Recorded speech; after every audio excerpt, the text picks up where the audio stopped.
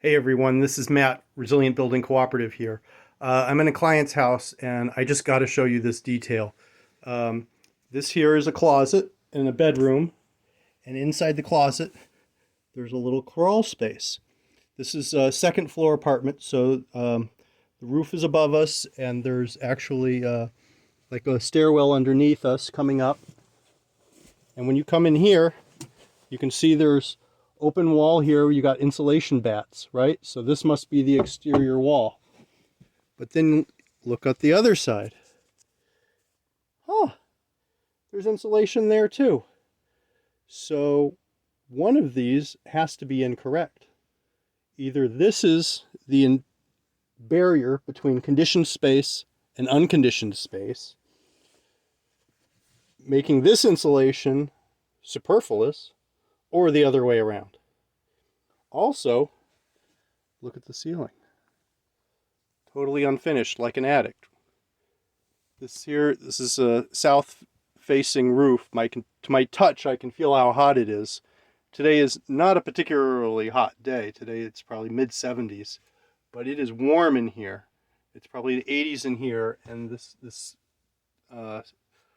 wood here feels probably more like 90. And wood doesn't conduct heat like metal. Wood is a very poor conductor of heat. So for this to be hot to the touch means that there's a lot of sun there. So if this were conditioned space, why insulate? Why bother insulating here, the sidewall here, when you haven't done the ceiling? If you're going to do anything, do the ceiling. But I want to show one other detail here that's really, I don't know, excites me anyways. As you look at this and you see two little bays here with insulation, undoubtedly put in at the same time, undoubtedly from, the same package. Some guy cut open a package of insulation and stuffed both of these at the same time. This one is pink and this one is dark gray. You can see that. So why do you think that is? This one has air leakage. There is air either blowing or sucking, going either way, coming or going. I need to do a pressurization test to see if this is a pressured or a depressured zone versus the inside of the house to know. But this is, air is blowing through here, and as air blows through, it acts just like a filter. It gets all the dust, all the moisture, all the pollen, all the bugs, whatever, gets caught in here, just like your the filter in your dryer, and it turns gray like that. So without doing any sophisticated tests, without doing any no equipment necessary, I can just look at it and know that this is where air leakage is happening. So you have to think, somebody built this place. This is not old construction. This was built in 1991.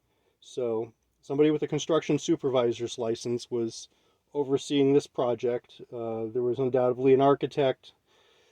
There probably a professional installation company came, and they still make really basic mistakes like this. They make really basic mistakes because nobody really understands building science.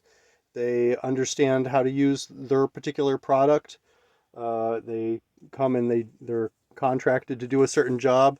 They probably, frankly, they probably subcontract to some guy who knows if they've ever had a working relationship.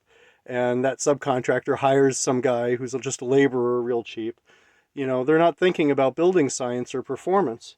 And that's why you get stuff like this. And the other thing to notice here, by the way, regardless of which side is, if this is your, I'll take it back. If this is your exterior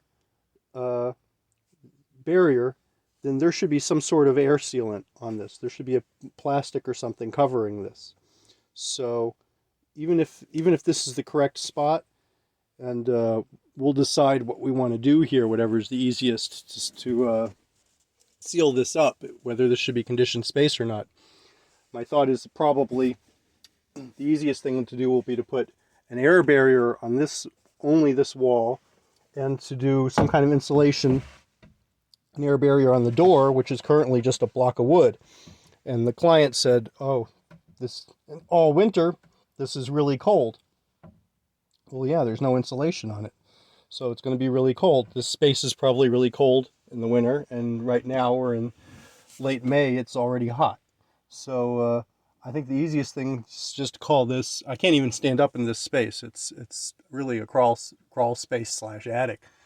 Um, so the easiest thing to do will be to just make this wall the air barrier, the envelope barrier, and make all of the rest of the storage space exterior unconditioned space, and that'll be fine for simple storage. If you're just keeping clothes in here, it's no big deal. So but I just wanted to show that to you so you get an idea of the kind of diagnosis that somebody can do who's trained to see these things, and make recommendations to you before you go spend thousands of dollars on a new HVAC system or new windows or something like that. There could be something really easy like this where you just got to put in a plastic sheet for an air barrier, and you'll get the results that you need. So stay tuned to Resilient Building Talk, and we'll have more updates in the near future. Thanks for watching.